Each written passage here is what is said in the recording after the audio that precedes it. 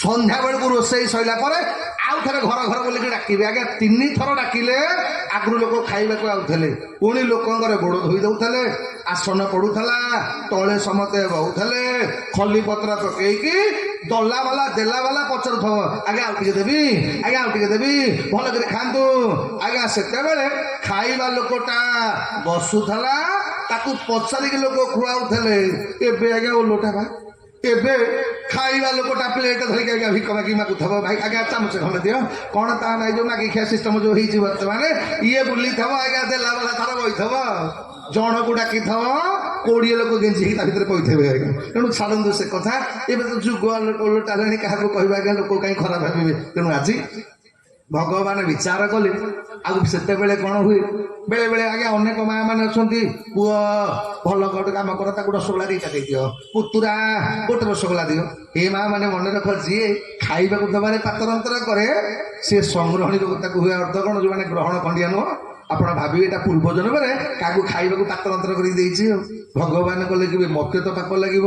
ଏଇଥିପାଇଁ ଭଗବାନ ରାହୁକୁ ଦେଲେ ସିନା ଅମୃତ, କିନ୍ତୁ ସାଙ୍ଗେ ସାଙ୍ଗେ ବେକ କାଟି ଦେଲେ ଆଜ୍ଞା। ପରିଣାମ ହେଲା କଣ, 2ଟା ଗ୍ରହ ହେଇଗଲା, ରାହୁ ଆଉ କେତୁ। ରାହୁ କଲା ସୂର୍ଯ୍ୟ ତୋ ପାଇଁ ମୋ ମୁଣ୍ଡ କଟିଛି, ବର୍ଷକେ ତତେ ଥରେ ମୁଁ ଗିଳିବି। କେତୁ କଲା ବାପା ତୁ ମୋ ଗଣ୍ଡିଟାକୁ ଅଲଗା କରିଛୁ, ତତେ ମୁଁ ଗିଳିବି। ସୂର୍ଯ୍ୟ ଗ୍ରହଣ ଚନ୍ଦ୍ର ପରାଗଟା, ସୂର୍ଯ୍ୟ ପରାଗ ଚନ୍ଦ୍ର ଗ୍ରହଣ ଏଇଥିପାଇଁ ଆଜ୍ଞା ହଉଛି। ତେଣୁ ସେଦିନ ଦେବତା ମାନେ ଯେମିତି ଅମୃତ ପିଇଲେ ଆଜ୍ଞା, ଅମୃତ ପିଇ ସାରିଲା ପରେ ହେଲା କଣ, ଦେବତା ମାନେ ଆକ୍ରମଣ କଲେ ଅସୁର ମାନଙ୍କ ଉପରେ। ଅସୁର ରାଜା ବଳିକି ଦେବତା ମାନେ ମାରିଦେଲେ। ଯେବେ ବଳିର ମୃତ ପିଣ୍ଡ ନେଇ ମେରୁ ପର୍ବତେ ତାକେ ଥୋଇ, ଗୋବିନ୍ଦ ଗୋବିନ୍ଦ ଗୋବିନ୍ଦ ପଟୁଗଳତି ମକରନ୍ଦ, ଅସୁର କରନ୍ତି ରୋଦନ ପିଲେ ଅମୃତରେ ଗଣ। ଗୋବିନ୍ଦ ଗୋବିନ୍ଦ ଗୋବିନ୍ଦ ପଟୁଗଳତି ମକରନ୍ଦ, ଏ ବଳିର ମୃତ ପିଣ୍ଡ ନେଇ ରୋଦନ କଲେ ସର୍ବୋଇ। ମକରନ୍ଦ ପାନ କରି ଆନନ୍ଦେ ବୋଲ ହରି ହରି। ବଳିର ମୃତ ପିଣ୍ଡ ନେଇ ଆଜ୍ଞା ସମସ୍ତେ କାନ୍ଦୁଛନ୍ତି ଦେବତା ମାନେ। ଅସୁର ମାନଙ୍କ ଗୁରୁ ଶୁକ୍ରାଚାର୍ଯ୍ୟଙ୍କର ନଜର ପଡିଗଲା ଯେ ତାଙ୍କ ଶିଷ୍ୟ ବଳିଟାକୁ ଦେବତା ମାନେ କପଟ କରି ମାରିଛନ୍ତି। ଆଜ୍ଞା ବଳି ରାଜାକୁ ମୃତ୍ୟୁ ସଞ୍ଜୀବନୀ ବିଦ୍ୟା ବଳରେ ଶୁକ୍ରାଚାର୍ଯ୍ୟ ବଞ୍ଚେଇ ଦେଲେ। ବଞ୍ଚି ସାରିଲା ପରେ ବଳି ରାଜା କାନ୍ଦିଲା, କହିଲା ଗୁରୁଜୀ ମୋର ସବୁତକ ମାନେ ସବୁ ଅସୁର ମାନେ ମରିଗଲେ, ମୋ ରାଜ୍ୟ ପଳେଇଗଲା, ମୋ ସମ୍ପତ୍ତି ପଳେଇଗଲା। ଏ ଦେବତା ମାନେ ସମୁଦ୍ର ମନ୍ଥନ କରିବା ଚକ୍କରରେ ମତେ ଠକି ଦେଇ ନିଜେ ଅମୃତ ପିଇ ବଳଶାଳୀ ହେଇଗଲେ। ମୁଁ ଏବେ କରିବି କଣ? ଶୁକ୍ରାଚାର୍ଯ୍ୟ କହିଲେ ବଳିରେ ତୁ ଚିନ୍ତା କରେନି, ଯଦି ଗୁରୁଦେବଙ୍କର କୃପା, ତୁ କେବଳ ଗୁରୁପାଦ ପଦ୍ମରେ ଭକ୍ତି କରିବୁ। ହେ ବାପା ମାନେ ମା ମାନେ ମନେ ରଖିବେ, ଜୀବନରେ ସର୍ବଶ୍ରେଷ୍ଠ କୃପା ହଉଛନ୍ତି ଗୁରୁଙ୍କର କୃପା। ଯିଏ ଗୁରୁଙ୍କର କୃପା ପ୍ରାପ୍ତ ହେଇଛି, ହେ ବାପା ମାନେ ମା ମାନେ କେବେଳେ ଭାବିବେନି ଯେ ଗୁରୁ ପ୍ରତ୍ୟକ୍ଷ ଭାବରେ ଆପଣ ବେଳେ ଶୁଣିଥିବେ ମହାଭାରତ ଯୁଦ୍ଧରେ ଆଜ୍ଞା ଦ୍ରୋଣାଚାର୍ଯ୍ୟଙ୍କୁ ଗୁରୁ କରିବାକୁ ଗଲେ କିଏ ନା ଆଜ୍ଞା ଜାରା ଶବର। ଦ୍ରୋଣାଚାର୍ଯ୍ୟ ମନା କଲେ, କହିଲେ ମୁଁ ଶବରକୁ ବି ଶିଖେଇବିନି। ଆଜ୍ଞା ଜାରା ଶବର ସେଦିନ ମନ ଦୁଃଖ କଲାନି ବା। ଗୁରୁ ଦ୍ରୋଣାଚାର୍ଯ୍ୟଙ୍କର ମାଟିର ମୂର୍ତ୍ତି ଗୋଟେ ତିଆରି କରିଦେଲା, ଆଉ ଗୁରୁଙ୍କ ପାଦ ପଦ୍ମରେ ଭକ୍ତି କଲା। ପରିଣାମ ହେଲା କଣ ନା, ଯୋଉ ବିଦ୍ୟା ଦ୍ରୋଣାଚାର୍ଯ୍ୟ ତାଙ୍କ ପୁଅ ଅଶ୍ୱସ୍ତଭାକୁ ଦେଇନାହାନ୍ତି, ଯୋଉ ବିଦ୍ୟାଟା ନିଜର ପ୍ରିୟ ଶିଷ୍ୟ ଅର୍ଜୁନକୁ ଦେଇ ପାଇଲେନି, ଆଜ୍ଞା ସବୁତକ ବିଦ୍ୟା ଗ୍ରହଣ କରିଦେଲା ଜାରା ଶବର, ଅର୍ଜୁନକୁ ପରାସ୍ତ କରିଦେଲା। ଅର୍ଥ କଣ ନା, ଜୀବନରେ ଏଇ ହଉଛି ଗୁରୁ ଭକ୍ତିର ପରିଣାମ। ଆଜ୍ଞା ଜୀବନରେ ପ୍ରତ୍ୟେକ ବ୍ୟକ୍ତି ଗୁରୁ କରିବା ଦରକାର। ଆଜ୍ଞା ଯଦି ଏଇଥିପାଇଁ ଆପଣ ମାନେ ରାମଚରିତ ମାନସର ପ୍ରଥମ ଚଉପାଇ କଣ କଣ ରାମଚରିତ ମାନସର ପ୍ରଥମ ଚଉପାଇ ଏଇଟା ହନୁମାନ ଚାଳିଶାର ବା। ରାମଚରିତ ମାନସ ଲେଖିଲେ ରାମାୟଣ, ବନ୍ଦନା କଲେ କାହାକୁ? ବନ୍ଦ ଗୁରୁ ପଦ ପଦୁମ ପରାଗା ସୁରୁଚି ସୁହାସ ସରସ ଅନୁରାଗା। ଶ୍ରୀ ରାମ ଜୟ ରାମ ଜୟ ଜୟ ରାମ, ଶ୍ରୀ ରାମ ଜୟ ରାମ ଜୟ ଜୟ ରାମ। ଗୁରୁଙ୍କର କୃପା ନହେଲେ ଆପଣମାନଙ୍କୁ ଗୋବିନ୍ଦ ପ୍ରାପ୍ତ ହେବେନି। ଆଜ୍ଞା ଜୀବନରେ ଏଇଥିପାଇଁ ଲେଖିଲେ ହନୁମାନ ଚାଳିଶା ପ୍ରଥମେ ବନ୍ଦନା କଲେ କାହାକୁ? ଶ୍ରୀ ଗୁରୁ ଚରଣ ସରୋଜ ନିଜ ମନ ବକୁର ସୁଧାରି ବରଣ ରଘୁବର ବିମଳ ଯଶୋ ଯୋଦାୟକ ଫଳ ଚାହା। ଅର୍ଥ କଣ? ଜୀବନରେ ଗୁରୁ ଆଗ ନମସ୍ତେ ଗୁରୁ ଗୋବିନ୍ଦ ସଚିଦାନନ୍ଦ ନମସ୍ତେ ଗୁରୁ গোবিন্দ সচিদানন্দ। ଭଗବାନ କି ରମେଶ ଭାଇ ଅଛି ମୋର ଭଲ ଭଜନ ବୋଲିବ, ମୁଁ ଗାଇ ବୋଲିବା ତା ଭିତରେ। ହଁ, ତେଣୁ ଆମ ଶାସ୍ତ୍ର କହିଛି ଜୀବନରେ ଗୁରୁ କୃପାର ଫଳ କଣ ଦେଖନ୍ତୁ। ଅସୁର ମାନେ ଅମୃତ ପିଇଛନ୍ତି, ଅସୁର ମାନଙ୍କ ପାଖରେ ଦିବ୍ୟ ଅସ୍ତ୍ର ଅଛି, କିନ୍ତୁ ବଳି ପାଖରେ କେବଳ ଗୁରୁଙ୍କର କୃପା ଅଛି। ଶୁକ୍ରାଚାର୍ଯ୍ୟ କହିଲେ ବଳିରେ ଜୀବନରେ ଯଦି ତୁ 5ଟା ଗୋକୁ ଡେଲି ସ୍ମରଣ କରିବୁ, କହିଲେ ଗୁରୁ ଗୋବିନ୍ଦ ଗୋମାତା, କହିଲେ ସର୍ବପ୍ରଥମେ ଆଗ ଗୁରୁଦେବଙ୍କୁ ପ୍ରାପ୍ତ ମାନେ ଗୁରୁଙ୍କର ମନ୍ତ୍ର ଜପ କରିବୁ, ଗୁରୁଙ୍କୁ ଭକ୍ତି କରିବୁ। 2 ନମ୍ବର କଣ ନା ଗୋବିନ୍ଦ ଭଗବାନଙ୍କ ନାଁକୁ ସ୍ମରଣ କରିବୁ। 3 ନମ୍ବର କଣ? ଖାଦ୍ୟ ଗ୍ରହଣ କଲା ପୂର୍ବରୁ ଆଗ ଗୋମାତାକୁ ଖାଦ୍ୟ ଦବୁ। ହେ ବାପା ମାନେ ମା ମାନେ ଯେତେ ଦୁର୍ଭାଗ୍ୟ ଥାଉ ଆଜ୍ଞା, ପ୍ରତ୍ୟେକ ଦିନ ଯିଏ ଗାଈକି ଖାଇବାକୁ ଦେଇଛି, ଗୋମାତାର ଯିଏ ସେବା କରିଛି, କୌଣସି ଗ୍ରହ ଆପଣଙ୍କର ଖରାପ ପଡ଼ିବନି। ଏଇଟା ମୁଁ କହୁନି, ପରାଶର ସଂହିତାରେ ଆପଣ ମାନେ ପଢ଼ିବେ। କହିଲେ ଗୁରୁ ଗୋବିନ୍ଦ ଗୋମାତା। 4 ନମ୍ବର ହଉଛନ୍ତି କଣ ନା ଆଜ୍ଞା ଗୀତା।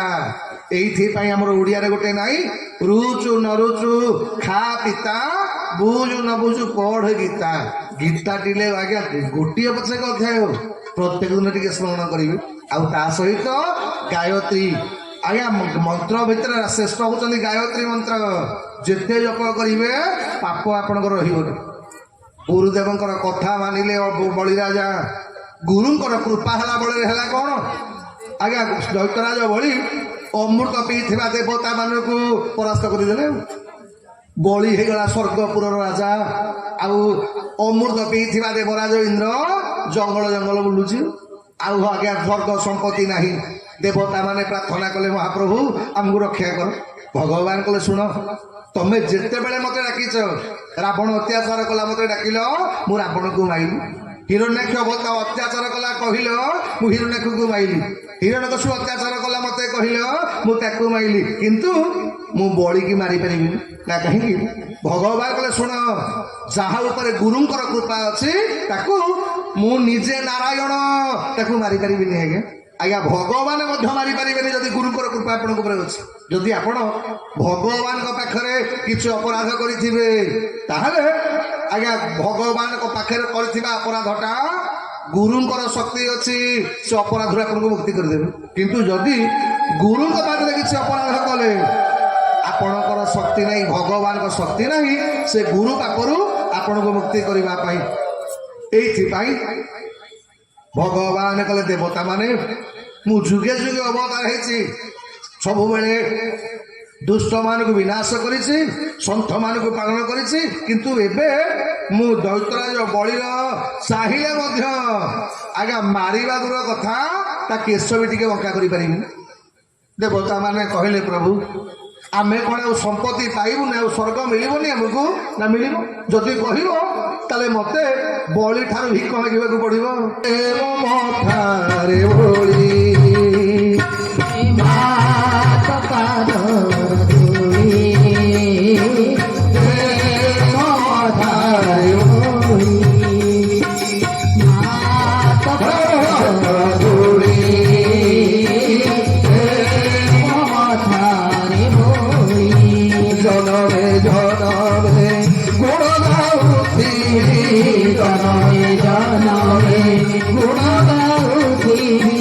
କରି ତୋର ଜପାଳି କରି ତୋର ଜପାଳି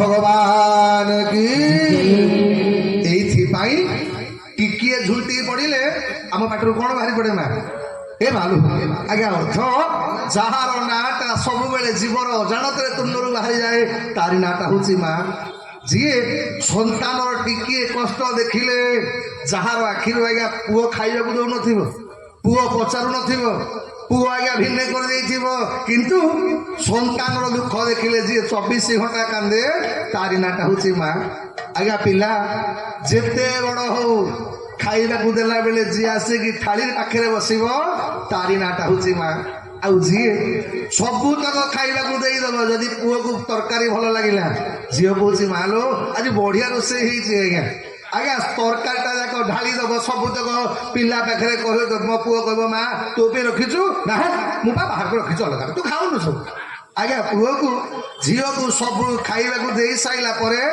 ଖାଲି ଲୁଣ ଲଙ୍କା ଲଗେଇକି ଯିଏ ଭାତ ଖାଇବ ତାରି ନାଁଟା ହେଉଛି ମା ଆଉ ଯିଏ ଆଜ୍ଞା ବ୍ରତ ଉପବାସ ପୁଅର ଚାକିରି ପାଇଁ ପୁଅ ବାହାଘର ପାଇଁ ଝିଅ ବାହାଘର ପାଇଁ 24 ଘଣ୍ଟା ଯିଏ ଭଗବାନଙ୍କ ପାଖରେ ପ୍ରାର୍ଥନା କରିବ ତାରି ନାଁଟା ମା ଯେତେକ ମା ମାନେ ମୋର ଉଠେଇ ବହିଛ ଆଜି ପର୍ଯ୍ୟନ୍ତ ନିଜ ପାଇଁ କିଏ ଭଗବାନ ମାଗିଲେଣି ଏ ମହାପ୍ରଭୁ ମତେ ଏଇଟା ଦିଅ ସେଇଟା ଦିଅ ନାହିଁ ଆଜ୍ଞା ଆଜି ପର୍ଯ୍ୟନ୍ତ ସବୁ ମାଙ୍କର ଗୋଟିଏ କାମନା ଆଜ୍ଞା ମୋର ଅମୁକକେ ମୋ ପୁଅ ଭଲ ରହୁ ମୋ ବୋହୂ ଭଲ ରହୁ ଆଜ୍ଞା ଯିଏ ବୋହୂ ପଛକେ ଆଜ୍ଞା ଖାଇବାକୁ ନ ଦେଇଥାଉ କିନ୍ତୁ ଯିଏ ସଦା ସର୍ବଦା ଆପଣଙ୍କର ମଙ୍ଗଳ ଚିନ୍ତା କରିବ ତା ନାଁଟା ହେଉଛି ମା ଏଇଥିପାଇଁ ଭଗବାନ ଆଜି କଶ୍ୟପ ଦେଖିଲେ ଅଦିତି ବସିକି କାନ୍ଦୁଛନ୍ତି ଦେବତାଙ୍କ ମା ଅଦିତିଙ୍କର ଆଖିରେ ଲୁହ ଅଦିତିକି କଶ୍ୟପ ପଚାରିଲେ କହିଲେ ଅଦିତି ତୁ କାନ୍ଦୁଛୁ କ'ଣ ପାଇଁ କ'ଣ ହେଇଛି କହ ଆଜି ପୂଜା ପାଠ କରିନୁ ତୋ ଘରୁ କୌଣସି ଅତିଥି ବାହୁଡ଼ି ଗଲେ ତୋର ଦେବତା ବ୍ରାହ୍ମଣ ମାନେ ତୋ ଉପରେ ଅସନ୍ତୁଷ୍ଟ ହେଇଛନ୍ତି ତୁ କାନ୍ଦିବାର କାରଣ କ'ଣ ଅଦିତି କହିଲା ସ୍ୱାମୀ ମୁଁ ସବୁ କାମ ଠିକରେ କରିଛି କିନ୍ତୁ ଆଜି ମୋ ସନ୍ତାନ ମାନେ ଦୁଃଖୀ ତା କାରଣ କ'ଣ ନା ତମରି ବି ମାତା ଦିତିଙ୍କର ସନ୍ତାନ ମାନେ ମୋ ପିଲାମାନଙ୍କର ରାଜ୍ୟ ଛଡ଼େଇ ନେଇ ଯାଇଛନ୍ତି ଆଉ ଯେତେବେଳେ ସନ୍ତାନଟାର ଖୁସିରେ ନାହିଁ ମୁଁ ମାଟା ସୁଖରେ ରହିବି କେମିତି ଏଇଥିପାଇଁ କ'ଣ ଗୋଟେ ଉପାୟ କର କଶ୍ୟପ କହିଲେ ଦିତିଲୋ ଅଦିତି ଇଏ ଜଗତରେ ଜଣେ କେବଳ ଦୁଃଖ ହରଣ କରିପାରେ ବୋଲି ତାଙ୍କ ନାଁଟା ହେଉଛି ହରି ଆଜ୍ଞା ଭଗବାନ ନାଁଟା ହରି ଶବ୍ଦର ଅର୍ଥ କ'ଣ କହିଲେ ଯିଏ ଦୁଃଖକୁ ହରଣ କରେ এইথিপাই তু গোটে কাম করে বলে ভো প্রিয়া মোর বল কর হরি তো সড়বত কর গোবিন্দ গোবিন্দ গোবিন্দ সাধু বাড়ুছি নকরঙ্গ সে পয়ব্রতর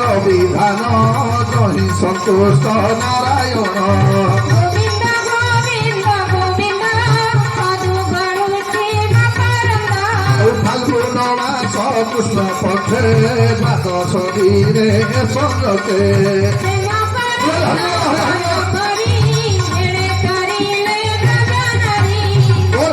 ভগবান কি কলে অদিতি তোতে যদি সন্তান মানকর মঙ্গল চাহুছু সন্তান মানকর কল্যাণ চাহুছু আউ চাহুছু তোর দুঃখ দূর হো এ দুনিয়ারে জনে কেবল আজ্ঞা দুঃখ দূর করে পারନ୍ତି বলি তাଙ୍କ নাঁটা হচ্ছে হরি হরি শব্দর অর্থ কোণ হে বাপা মানে মা মানে এ সংসারে সমস্ত দুঃখକୁ যে হরণ করନ୍ତି ସମସ୍ତଙ୍କ କଷ୍ଟକୁ ଯିଏ ହରଣ କରନ୍ତି ସମସ୍ତଙ୍କ ବିପଦକୁ ଯିଏ ହରଣ କରନ୍ତି ତାଙ୍କରି ନାଁଟା ହେଉଛି ହରି ତେଣୁ ତମେ ହରିଙ୍କର ପ୍ରିୟ ବ୍ରତ ପୈବ୍ରତଟା କର ফাল্গুন মাস কৃষ্ণ পক্ষରୁ ଆରମ୍ଭ କରିବ 12 ଦିନ ପର୍ଯ୍ୟନ୍ତ ଏ ବ୍ରତର ବିଧାନ ବତେଇ ଦେଲି ତ ପରିଣାମ ହେଲା କ'ଣ ଯେମିତି ଆଜ୍ଞା ଅଦିତି ପୈବ୍ରତ କରିବା ଆରମ୍ଭ କଲେ ସାଙ୍ଗେ ସାଙ୍ଗେ ଭଗବାନ ପ୍ରକଟ ହେଲେ କେତେବେଳେ ନା ଭାଦ୍ରବ ମାସ ଦ୍ୱାଦଶୀରେ ପାବନ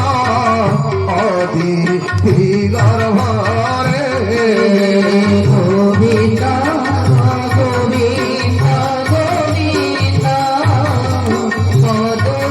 পদবাউচি মকরন্দ আকাশে উঠে দিন পর কামন উদ রুবাহার মকরন্দ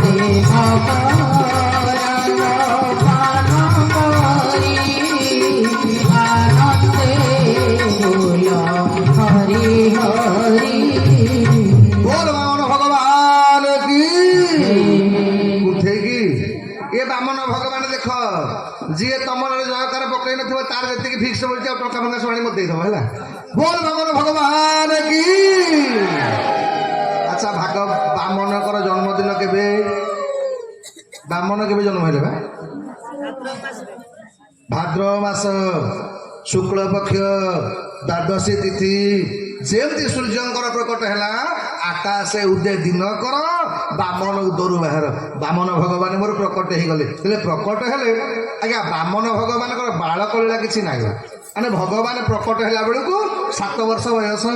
ତେଣୁ ତାଙ୍କର ବାର୍ଥଡେ ସେଲିବ୍ରେସନ ହେଇପାରିଲାନି, ମାନେ ଜନ୍ମଦିନ ଆଉ ହେଇପାରେ ମାନେ ଜନ୍ମ ଉତ୍ସବ କି 21 ଆଉ ହେଲାନି। ଆଉ ସିଧାସଳଖ କଶ୍ୟପ କଲେ ହେଇ ଇଏ ତ ଜନ୍ମ ହେଲା ବେଳକୁ 7 ବର୍ଷ ହେଲାଣି, ଆକୁ କଣ ଆଉ ଜନ୍ମ ଆଗାର ବାର୍ଥଡେ ଆଉ କଣ ଜନ୍ମଦିନ କଣ ପାଳନ କରିବା? ଗୋଟେ କାମ କରିବା ଏକାଥରକେ ବ୍ରତ ଘର କରିଦବା। ଆଉ ସାଙ୍ଗେ ସାଙ୍ଗେ କଶ୍ୟପ କଣ କଲେ ଅଦିତିଙ୍କ ସାଙ୍ଗରେ ଡାକିଲେ, ଆରମ୍ଭ କଲେ କଶ୍ୟପ ମାନେ ସବୁ ଦେବତା ମାନେ କଲେ ଯେତେବେଳେ ମାୟା ବାମନ ରୂପ ଦେଖି ଦେବତା ଗଗନ ଉପେଖି গোবিন্দ গোবিন্দ কত বালুছি রূপে কি দেবা পটান্তর বহি পারি সুর নর চকাডোলা কপয়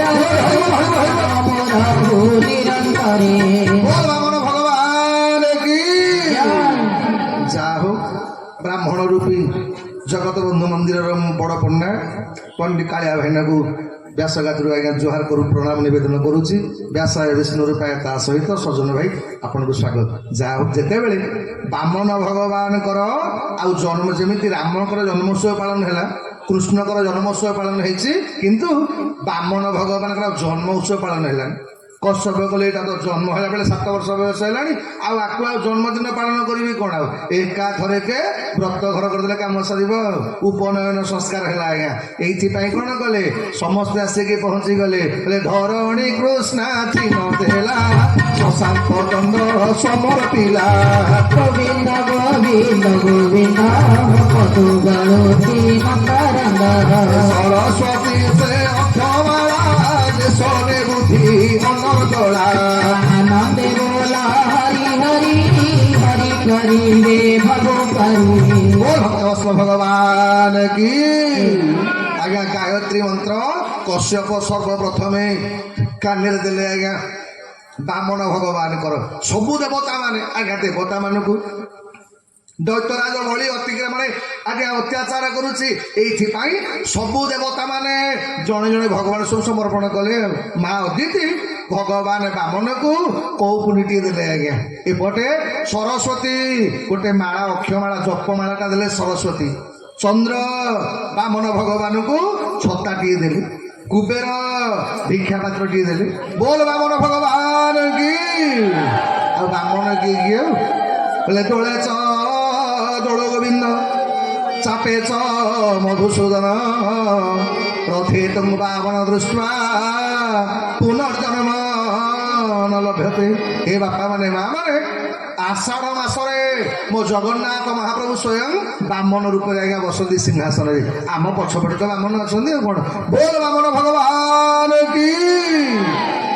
ଯେତେବେଳେ ଉପନୟନ ସଂସ୍କାର ସରିଗଲା ପରେ ତ ଭଗବାନଙ୍କୁ ପ୍ରାର୍ଥନା କଲେ, କଲେ ମହାପ୍ରଭୁ ଏବେ ମୋ କାମ କଣ ମତେ ବାପାଙ୍କୁ ପଚାରିଲେ।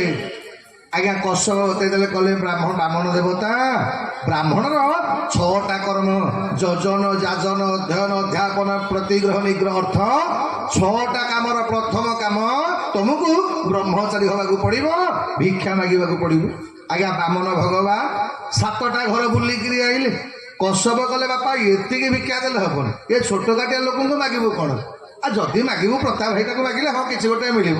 ଆଉ ଆମ ଭଳିଆ ଲୋକଙ୍କୁ ମାଗିଲେ ଆମେ ତ 10 ଟଙ୍କା 15 ଟଙ୍କା ଦେବୁ ନା। ତେଣୁ ଏଇଥିପାଇଁ ପଚାରିଲେ ଭଗବାନ ପଚାରିଲେ, କଲେ ବାପା କାହା ପାଖକୁ ଯିବି ମତେ କହ। ନା ଶୁଣ, ଭୃଗୁ ଗଛ ପାଖରେ ଜଣେ ଅଛି ରାଜା ବଳି, ସେ ଯଜ୍ଞ କରୁଛି ବିଶ୍ୱଜିତ ଯଜ୍ଞ, ଯା ସିଏ ଭଲ ଦାନ ଦବ। ହେ ବାପା ମାନେ ମା ମାନେ ଜୀବନରେ ଗୁରୁଙ୍କର ଯିଏ ସେବା କରେ ସିଏ ଭଗବାନ ପାଖକୁ ନ ଗଲେ ଚଳିବ। ଆଚ୍ଛା ସବରୀ ଭଗବାନଙ୍କ ପାଖକୁ ଯାଇଥିଲା ନା ଭଗବାନ ସବରୀ ପାଖକୁ ଯାଇଥିଲେ? ଭଗବାନ ସବରୀ ପାଖକୁ ଯାଇଥିଲେ। ଭଗବାନ ସବରୀ କାହା ପୂଜା କରୁଥିଲା? କୌଣସି ଦେବତାଙ୍କୁ ପୂଜା କରିଛି? ସବାରି ପୂଜା କରୁଛି କ'ଣ ନା କେବଳ ଗୁରୁଙ୍କର ପୂଜା କରୁଥିଲା। ଆମେ ଗତକାଲି ଶୁଣିଥିଲେ ସୁତୀକ୍ଷ୍ଣ ଭଗବାନଙ୍କ ପାଖକୁ ଯାଇଥିଲା ନା ଭଗବାନ ସୁତୀକ୍ଷ୍ଣ ପାଖକୁ ଆସିଲେ?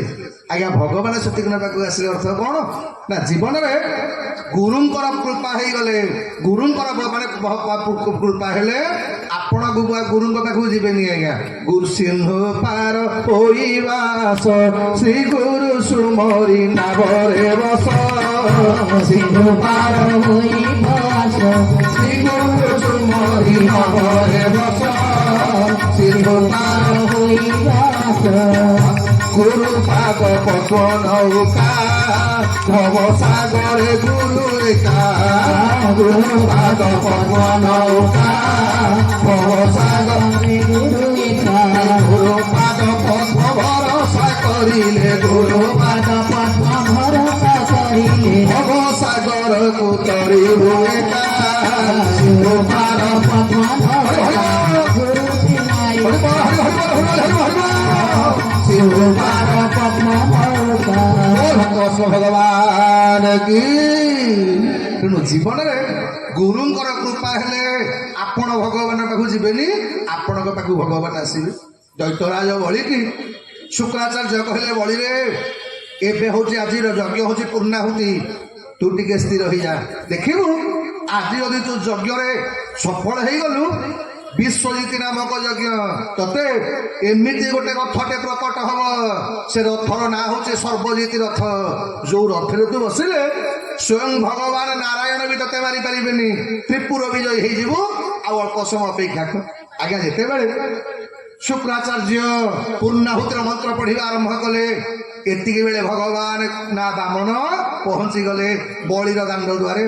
ସାଙ୍ଗେ ସାଙ୍ଗେ ବେଦ ମନ୍ତ୍ର ଉଚ୍ଚାରଣ କରିବାକୁ ଆରମ୍ଭ କଲେ। ଯେମିତି ଉଚ୍ଚାରଣ କଲେ ସେ ଦୈତ୍ୟରାଜ ବଳିର ଯଜ୍ଞଶାଳାରେ ଅନେକ ବ୍ରାହ୍ମଣ ଅଛନ୍ତି, ଅନେକ ସନ୍ଥ ଅଛନ୍ତି, କିନ୍ତୁ ଭଗବାନଙ୍କ ସ୍ୱରଟା କେବଳ ବଳିରାଜର କାନରେ ପଡୁଛି। ଆଜ୍ଞା ଅର୍ଥ କ'ଣ? ଆଜ୍ଞା ଭଗବାନଙ୍କ ସ୍ୱରଟା ସମସ୍ତଙ୍କ କାନରେ ପଡିବନି ବା। ଆମ କଟକରେ କ'ଣ ଏତିକି ଲୋକ? ଏଇ କ୍ୟାଣ୍ଟନମେଣ୍ଟର ଗୋଟେ କଥା କି ବକ୍ସ ବଜାର ମଣିଷ ଛକ ଆମର ଏତିକି ଲୋକ ଆମେ ଏଠି ରହିଛେ, ଏତିକି ଲୋକ ଆମ ଭିତରେ। ଆଜ୍ଞା ଆପଣମାନେ ଆସିବାର କାରଣ କ'ଣ କହିଲେ? ତା କାରଣ ହେଲା କ'ଣ ନା ଭଗବାନଙ୍କ ସ୍ୱରଟା ସମସ୍ତଙ୍କ କାନରେ ପଡେନି। ଆଗକୁ ଆମେ ଶୁଣିବା ଭଗବାନଙ୍କ ବୃନ୍ଦାବନ ଲୀଳାରେ। ଆଜ୍ଞା ଭଗବାନଙ୍କ ବଂଶୀ ଯେତେବେଳେ ବାଜିବ, ଏ ବଂଶୀ କେବଳ ଗୋପୀମାନଙ୍କ କାନରେ ପଡିବ, ଆଉ କୌଣସି କାନରେ ପଡିବନି। ଅର୍ଥ କ'ଣ? ଭଗବାନଙ୍କ ସ୍ୱର ଶୁଣିବାଟା ସମସ୍ତଙ୍କର ସୌଭାଗ୍ୟ ନଥାଏ। ଯିଏ ଅଧିକାରୀ ସେହି କେବଳ ଭଗବାନଙ୍କ ସ୍ୱରଟା ଶୁଣିପାରିବ। ଯେମିତି ସାପଟା ଯଦି ପଦ୍ମକଳାଟା କେଳା ବୋଲିବ, ଆଜ୍ଞା ସାପଟା ଯଦି ଜାତିଆ ସାପ ହେଇଥିବ ଗାତରୁ ବାହାରିବ। ଆଉ ଯଦି ଯିଏ ଧଣ୍ଡ କି ଢାମେଣା ହେଇଥିବ ତମେ ଯେତେ ପଦ୍ମକଳା ବୋଲୁନା। ଅର୍ଥ କ'ଣ? ଏ ବାପା ମାନେ ମା ମାନେ ଯୋଉମାନେ ଆପଣ ମାନେ ଆଜ୍ଞା ଶୀତ କାକର ରାତିରେ ଏ ବାସୁଦେବ ମଠରେ ବସିନାହାନ୍ତି, ଆପଣ ମାନେ ଜାତିଆ ସାପ ବାହାରିବ। ଆଉ ଯୋଉମାନଙ୍କ କଥା ନ କହିବି କାହିଁ କହିବେ ଆଜ୍ଞା, ଲୋକ ଖରାପ ଭାବିବେ। ତେଣୁ ଯାହା ହଉ ଆଜି ଯେମିତି ବଳିରାଜାର ସ୍ୱରଟା, ବଳିରାଜା ବସିକି ଯଜ୍ଞ କରୁଛନ୍ତି, ଏପଟେ ଭଗବାନଙ୍କ ସ୍ୱର ମନ୍ତ୍ର ସାମବେଦ ଭଗବାନ ଉଦାତ୍ତ କଣ୍ଠରେ ଉଚ୍ଚାରଣ କଲେ। ଭଗବାନଙ୍କ ସ୍ୱରଟା ଯେମିତି କାନରେ ପଡିଗଲା, ଏ ବଳିରାଜାଟା ଟିକେ ଅନ୍ୟମନସ୍କ ହେଲା। ଶୁକ୍ରାଚାର୍ଯ୍ୟ କଲେ ବଳି ଏତେ ଦିନ ଆଜିକି ଯଜ୍ଞ 20 ଦିନ ଯଜ୍ଞ ମୁଁ କରିଛି, ତମେ କେତେବେଳେ ଅନ୍ୟମନସ୍କ ହେଇନଥିଲ, ଆଜି ଏତେ ଅନ୍ୟମନସ୍କ ହଉଛ କ'ଣ ପାଇଁ? ବଳିରାଜା କହୁଛି କହିଲା ଗୁରୁଜୀ ଟିକେ ଶୁଣୁନା, ଏ କିଏ ସେ ଗୋଟେ ଏତେ ମଧୁର ସ୍ୱରରେ ଏତେ ସୁନ୍ଦର ସ୍ୱରରେ ମନ୍ତ୍ର ଉଚ୍ଚାରଣ କରୁଛି ଯେ ମୋ ମନ ହଉଛି ଖାଲି ସେ କିଏ ସେ? ବୃନ୍ଦାବନେ ବଂଶୀ କେ ବଜାଇଲା, ବୃନ୍ଦାବନେ କେ ବଂଶୀ ବଜାଇଲା, ଏକାର ଭର ନାମ ରାଇଲା,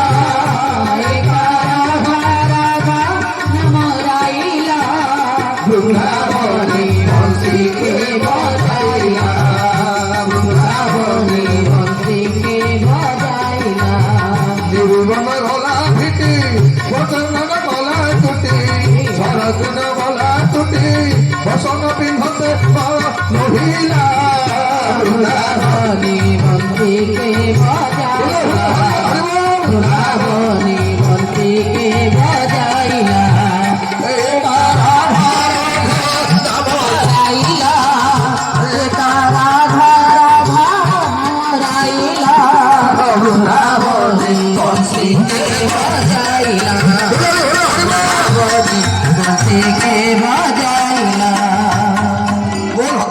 ଭଗବାନ କି ବଳିରା ଯାକ କହୁଛି ବାରବଣା ଟେଙ୍ଗାଣେ ଆଜ୍ଞା ଯେମିତି ଧ୍ୟାନରେ ବସିଗଲେ ନଜର ପଡ଼ିଗଲା ଇଏ ସାମାନ୍ୟ ବ୍ରାହ୍ମଣ ନୁହଁ ଶୁକ୍ଲା ଦୌଡ଼ିଆ ଇଏ କିଏ ଜାଣିଛୁ ନା ଇଏ କିଏ ନା ରେ ଶୁଣୁ ତମ ଅସୁର ମାନଙ୍କ ଚିର ଶତ୍ରୁ ଦେବତା ମାନଙ୍କର ମିତ୍ର ଯୁଗେ ଯୁଗେ ସିଏ ତମରି ଅସୁର ମାନଙ୍କୁ ହଇରାଣ କରିଛନ୍ତି ଇଏ ହଉଛି ନାରାୟଣ କହିଲେ ଏହିଟି ଦେବ ନାରାୟଣ କରିବେ ଦେବତା ବିଧାନ ଗୋବିନ୍ଦ ଗୋବିନ୍ଦ ଗୋବିନ୍ଦ ପଦୁ ମାଳୁତେ ମକରମ ତୋର ସମ୍ପଦ ହଇବେ ନକରେ ତୋତେ ସ୍ଥାନରେ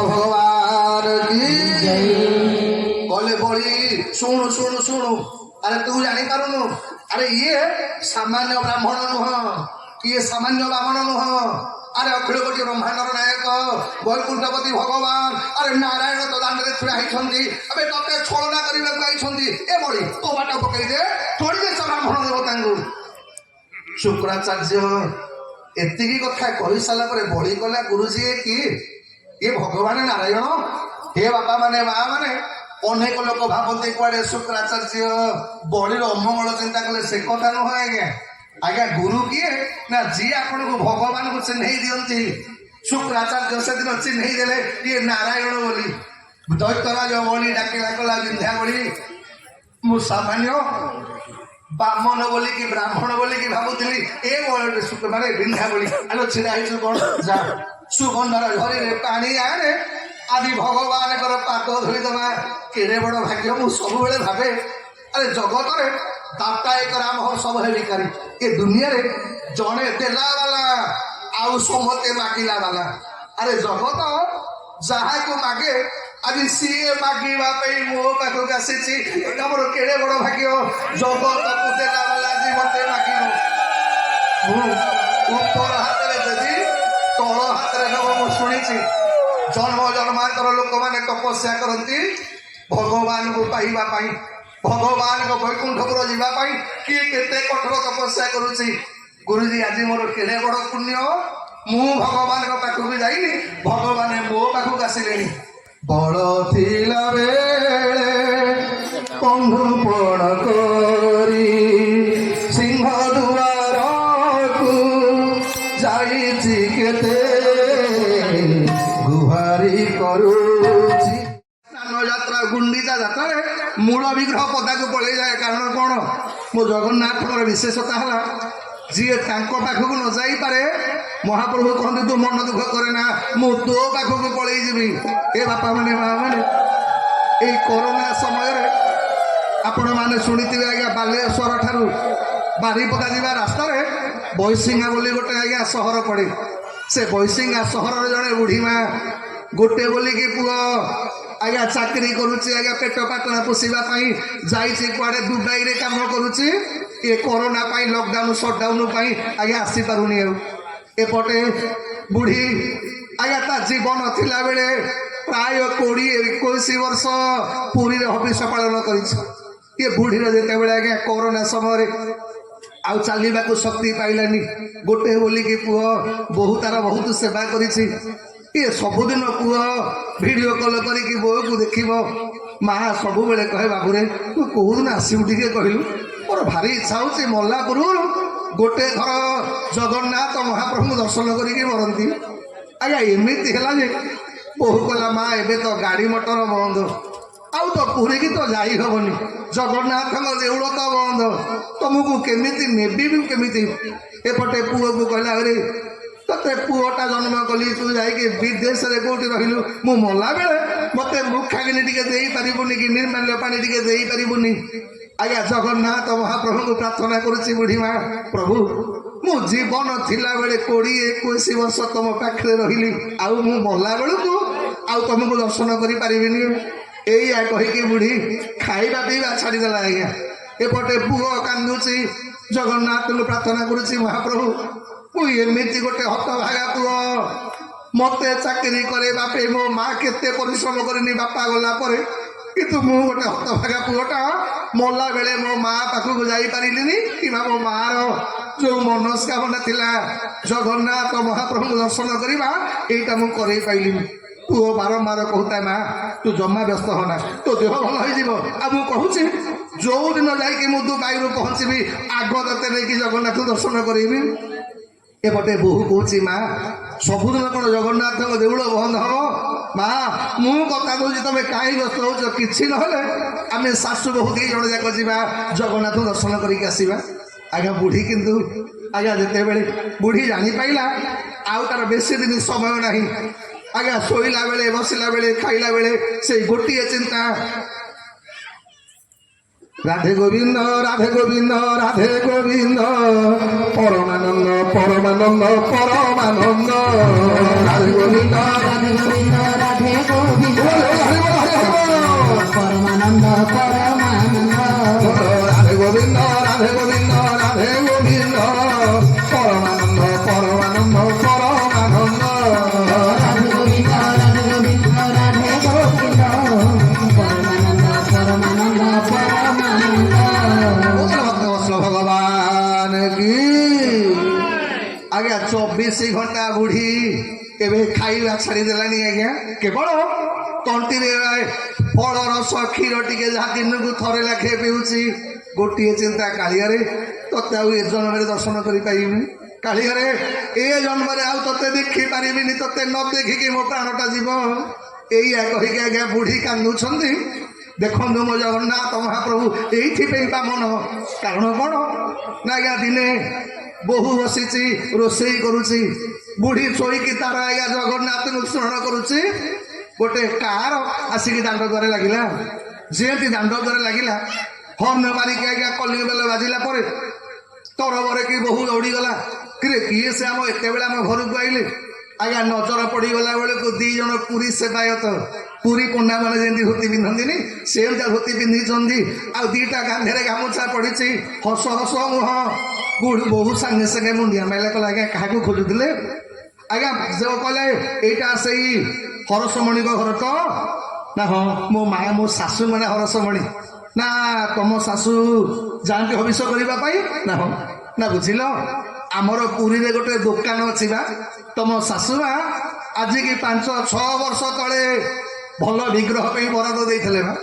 ସେ ବିଗ୍ରହଟା ହେଇକରି ଅଛି, ଇଏ ତ ଜମା ଯାଉନାହାନ୍ତି ଆଉ। ତେଣୁ ଆଜି ଆମେ କଲିକତା ଯାଉଥିଲୁ ତ ମନେ ପଡ଼ିଗଲା ଯେ ହରସମଣି ମାର ମୂର୍ତ୍ତି ଗୁଡ଼ାକ ବରାଦ ହେଇକରି ଅଛି, ଆମେ ଆଣିଛୁ। ଆଇଲ ତମେ ଧରିଲ। ଆଜ୍ଞା ବୁଢ଼ୀ ଆଜ୍ଞା ବୋହୂ ଦୌଡ଼ି ଗଲା। ଦି ବ୍ରାହ୍ମଣ ଦି ଜଣଟା ମୂର୍ତ୍ତିକି ଧଇଲେ, ସୁଭଦ୍ରାଙ୍କ ମୂର୍ତ୍ତିକି ଧଇଲା ବୋହୂ ନେଇକି ଠିକ ହରସମଣି ଆଜ୍ଞା ଯୋଉଠି ଶୋଇଛି ତାରି ଟେବୁଲ ଉପରେ ଜଗନ୍ନାଥ ବଳଭଦ୍ର ସୁଭଦ୍ରାଙ୍କୁ ବସେଇ ଦେଲେ। ସାଙ୍ଗେ ସାଙ୍ଗେ ବୋହୂ କଲା ବସେଇ ଆଇଲ ତମେ ପୁରୀରୁ ଏତେ ବାଟରୁ ଆଇଛ, ମୁଁ ଟିକେ କ'ଣ ଟିକେ ଚା ଟିକେ କରିଦିଏ। ଆଜ୍ଞା ଦି ଜଣ ବ୍ରାହ୍ମଣ ହସି ହସିକିରି କହିଲେ ନାଇଁ ନାଇଁ ବହୁତ ଆମେ ଖାଇଦେଇଛୁ, ଆମର ବିଳମ୍ବ ହେଇଗଲାଣି, ଆମେ ଫେରିକି ଆସିବୁ। ଆଉ ତମ ମା ତ ଏବେ ଶୋଇପଡ଼ିଛନ୍ତି, ଶୋଇକି ଉଠିଲା ପରେ ତାଙ୍କୁ କହିବ ଯାହାକୁ ସେ ବରାଦ ଦେଇଥିଲେ ସେଇ ତାଙ୍କୁ ମୂର୍ତ୍ତି ଦେଇଦେଇଛି ଆଉ। ଏଇଆ କହିକି ଆଜ୍ଞା ବୋହୂ ସର୍ବତ ଟିକେ ଆଇଲା ବେଳକୁ ଆଉ ସେ ବ୍ରାହ୍ମଣ ଦିଟା ନାହାନ୍ତି କି ସେ ଗାଡ଼ି ନାହିଁ। ପଳେଇ ଗଲା ପରେ ଏପଟେ ବୁଢ଼ୀକି ସାଇନିଦ ପଳେଇ ଆସିଛି। ଭଗବାନଙ୍କୁ ଜପିକି ଯେତେବେଳେ ଆଖି ଖୋଲିଲା ବେଳକୁ ଆଜ୍ଞା ଭଗବାନଙ୍କ ବିଗ୍ରହ ତା ସାମ୍ନାରେ ଠିଆ ହେଇଛି। ବୁଢ଼ୀ ଡାକ ପକେଇଲା, କଲା ଲୋ ବୋହୂ ଆଲୋ ଏ ଜଗନ୍ନାଥଙ୍କୁ ଆଇଲା କିଏ? ନା ମା ତମେ କାହାକୁ ପଇସା ଦେଇକି ଆଇଥିଲ? ବୁଢ଼ୀ ଗଲା ମୁଁ ତ କାହାକୁ ପଇସା ଦେଇନି। ନା ମ ସେଟା ଗୋଟେ କୋଉ ମୂର୍ତ୍ତି ଦୋକାନରେ ତମେ ବରାଦ ଦେଇକି ଆଇଥିଲ ବିଗ୍ରହ ପାଇଁ, ବଡ଼ ବିଗ୍ରହ ପୁଣି ତମ ପାଇଁ ଲିମ୍ବଦାରରେ ତିଆରି କରିଛି। ବୁଢ଼ୀ କହିଲା ମା ମୁଁ ସତ କହୁଛି, ଆଲୋ ପୁରୀ ସହର ଗଲେ ମୋର ବିଗ୍ରହ କ'ଣ ହବ? ମୁଁ ଏତେ ବଡ଼ ବିଗ୍ରହ କରିବି କ'ଣ? ଆଲୋ ମୁଁ କାହାକୁ ବରାଦ ଦେଇନି। ଏତିକି ବେଳେ ବୁଢ଼ୀର ମନେ ପଡ଼ିଗଲା। ବୁଢ଼ୀ କଲା ବୁଝିଲୁ ଏ ମୁଁ 24 ଘଣ୍ଟା ତାକୁ ଡାକୁଛି, ମଲା ବେଳେ ତାକୁ ଟିକେ ଦର୍ଶନ କରିବା ପାଇଁ। କହିଲା ପୁଅ ପାଖକୁ ଫୋନ କରେ। ପୁଅକୁ କଲା ବୁଝିଲୁ ତତେ ପୁଅ ଜନ୍ମ କରିଥିଲି, ତୁ ମତେ ସିନା ତା ପାଖକୁ ନେଲୁନୁ, କିନ୍ତୁ ମତେ ଦେଖା କରିବାକୁ ମୋ ମହାପ୍ରଭୁ ନିଜେ ପଳେଇ ଯାଇଛନ୍ତି ମୋ ପାଖକୁ।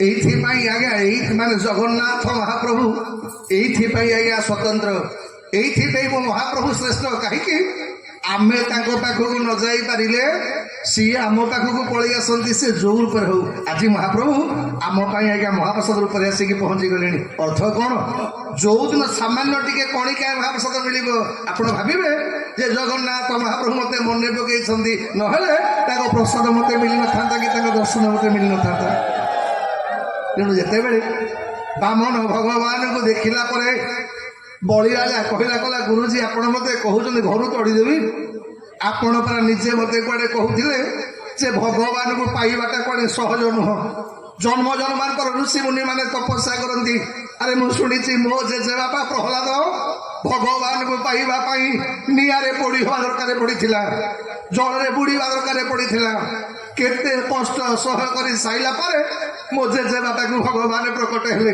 କିନ୍ତୁ ଏଇଟା ମୋର ସୌଭାଗ୍ୟ ମୁଁ କିଛି ତପସ୍ୟା କରିନି କୌଣସି ବ୍ରତ କରିନି କିଛି ଉପବାସ କରିନି ଆଜି ମୋ ଦାଣ୍ଡ ଘରେ ଭଗବାନ ଛିଡ଼ା ହେଇଛନ୍ତି ଭଗବାନ କଲେ ବଳି ଶୁଣୁ ତୋ ଗୁରୁଦେବ କହୁଛନ୍ତି ପଳେଇବି ବଳି କହିଲା ଆପଣ ମୋ ଦୁଆରରୁ ଯିବେନି ଆଜ୍ଞା ସ୍ୱାମୀ ସ୍ତ୍ରୀ ଦି ଜଣ ଯାକ ଭଗବାନଙ୍କର ପାଦ ଧୋଇଦେଲେ ଧୋଇ ସାରିଲା ପରେ ଶୁକ୍ରାଚାର୍ଯ୍ୟ କଲେ ବଳି ତମେ ମୋ କଥା ମାନୁନ ମୁଁ ତମକୁ ଅଭିଶାପ ଦେବି ବଳି ରାଜା କହିଲା କହିଲା ପ୍ରଭୁ ଅଭିଶାପ ଦିଅନ୍ତୁ ପଛକେ ଅଙ୍ଗୀକାର କରିବି କିନ୍ତୁ ଭଗବାନଙ୍କୁ ଛାଡ଼ିବିନି ଆଜ୍ଞା ଏ ବାପା ମାନେ ମା ମାନେ ଭଗବାନଙ୍କୁ ପାଇବା ପାଇଁ ଯିଏ ବାଧା ଦବ ଆପଣମାନେ ଶୁଣିଥିବେ ଭଗବାନଙ୍କୁ ପାଇବା ପାଇଁ ଭରତ ନିଜ ମାଆକୁ ପରିତ୍ୟାଗ କରିଦେଲେ ଆଜ୍ଞା ଭଗବାନଙ୍କୁ ପାଇବା ପାଇଁ ମୀରା ତା ସ୍ୱାମୀଟାକୁ ପରିତ୍ୟାଗ କରିଦେଲା ଭଗବାନଙ୍କୁ ପାଇବା ପାଇଁ ବିଭୀଷଣ ଭାଇକି ପରିତ୍ୟାଗ କରିଦେଲେ ଭଗବାନଙ୍କୁ ପାଇବା ପାଇଁ ପ୍ରହ୍ଲାଦ ତା ବାପାକୁ ତ୍ୟାଗ କରିଦେଲା ଆଉ ଆଜି ଭଗବାନଙ୍କୁ ପାଇବା ପାଇଁ ଦୈତ୍ୟରାଜ ଭଳି ନିଜ ଗୁରୁଙ୍କୁ ପରିତ୍ୟାଗ କରିଦେଲେ କହିଲେ ଗୁରୁଜୀ ମତେ ଅଭିଶାପ ଦିଅ ଅଭିଶାପ ଦେଲେ ଭଳି ଦୈତ୍ୟରାଜ ଶୁକ୍ରାଚାର୍ଯ୍ୟ କଲେ ତତେ ମୁଁ ଅଭିଶାପ ଦଉଛି ତୋର ସବୁତକ ସମ୍ପତ୍ତି ନଷ୍ଟ ହେଇଯାଉ ଭଗବାନ କହିଲେ କହିଲେ ବଳିରେ ବେ ସମ୍ପତ୍ତି ନଷ୍ଟ ହେଇଯିବ ବଳି କଲା ମଣିମା ଯଦି ସମ୍ପତ୍ତି ନଷ୍ଟ ହେଲେ ମତେ ଶ୍ରୀପତି ମିଳିବେ ମୋର ସମ୍ପତ୍ତି ଦରକାର ନାହିଁ ଆରେ ଧନ ସମ୍ପତ୍ତି କ'ଣ ହବ ମତେ ଆରେ ମୋ ପାଖରେ ତ ଧନର ମାଲିକ ମୋ ପାଖରେ ଅଛି ମଣିମା ମୋର ଧନ ଦରକାର ନାହିଁ ଶ୍ରୀପତି ମିଳିବେ ଆଉ ସମ୍ପତ୍ତି ମୋର ହବ କ'ଣ ଶୁକ୍ରାଚାର୍ଯ୍ୟ ପଳେଇ ଗଲେ ଆଜ୍ଞା ସେ ସ୍ଥାନ ଛାଡ଼ି ବଳି ରାଜା କହିଲା କହିଲା ପ୍ରଭୁ କ'ଣ ମାଗିବାର ଅଛି ମାଗନ୍ତୁ ବାମନ ଭଗବାନ କଲେ ମାଗିବି ଯେ ଆଗ ସଂକଳ୍ପ କରେ ଆଜ୍ଞା ବଳି ଗଲା ମୋ ବ୍ରାହ୍ମଣ ତ ପଢିଲେ ସଂକଳ୍ପ କିଏ କରିବ ଭଗବାନ କଲା ମୁଁ ମନ୍ତ୍ର ପଢିବି କିଛି ଅସୁବିଧା ନାହିଁ ଆଜ୍ଞା ଯେତେବେଳେ ଭଗବାନ ମନ୍ତ୍ର ପଢି ଜଳ ଦିଅନ୍ତି ଏବେ ବି ସୁଦ୍ଧା ଶୁକ୍ରାଚାର୍ଯ୍ୟଙ୍କର ମନ ପୁରିନି କହିଲେ ମୋ ଶିଷ୍ୟଟାକୁ ଭଗବାନ ଗତି ଦେଇଦେବେ ଏଇଥିପାଇଁ ଅସୁର ଗୁରୁ ଶୁକ୍ରାଚାର୍ଯ୍ୟ ଶଙ୍ଖ ଭିତରେ ପଶିଗଲେ ଗୋଟେ କୀଟ ରୂପରେ ତଳୁକୁ ଆଉ ପାଣି ପଡୁନି ଭଗବାନ କଲେ କଲେ ବ୍ୟସ୍ତ ହନା ଏ କ'ଣ ଫୁଲ ଫୁଲ ବୋଧେ ଅଟକି ଯାଇଛି ନା କ'ଣ ଆଜ୍ଞା କୁଶଟିଏ ଧରିକି ଯେମିତି ମାରିଦେଲେ ଶୁକ୍ରାଚାର୍ଯ୍ୟଙ୍କର ଗୋଟେ ଆଖି ନଷ୍ଟ ହେଇଗଲା ଆଜ୍ଞା କୋଉମାନେ କଣା ହେଇକି ଜନ୍ମ ହୁଅନ୍ତି କହିଲେ ଯୋଉ ଲୋକ ନିଜେ ଦାନ ଦବନି ଆଉ ଅନ୍ୟ କିଏ ଦାନ ଦେବେ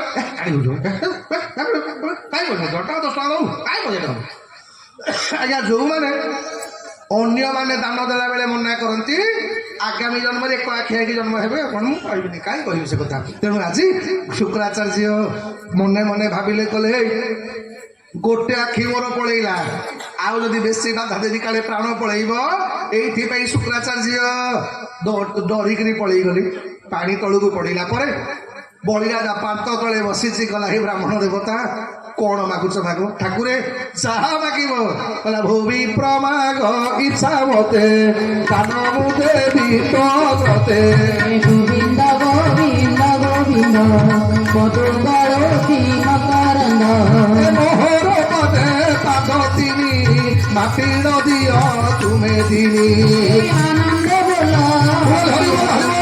ହରି କରିବେ ଭବ ପାଣି ବାପାରେ ମୋର ଦାନ କ'ଣ ହବ ତିନି ପାଦ ଭୂମି ମୋର ଦରକାର ହେ ବାପା ମାନେ ମା ମାନେ ଆମ ଠାକୁର ଆପଣମାନଙ୍କ ଠାରୁ ସମସ୍ତଙ୍କ ଠାରୁ ଏ ତିନି ପାଦ ଭୂମି ଆଜ୍ଞା ଚାହାନ୍ତି ଆମେ ସମସ୍ତେ ତିନି ପାଦ ଭୂମି ଦବା ଦରକାର ଠାକୁରଙ୍କୁ ଏ ତିନିଟା ପାଦ କ'ଣ ପ୍ରଥମ ଆମ ତନ ମନେକର ଅନେକ ଲୋକ କହୁଥିବେ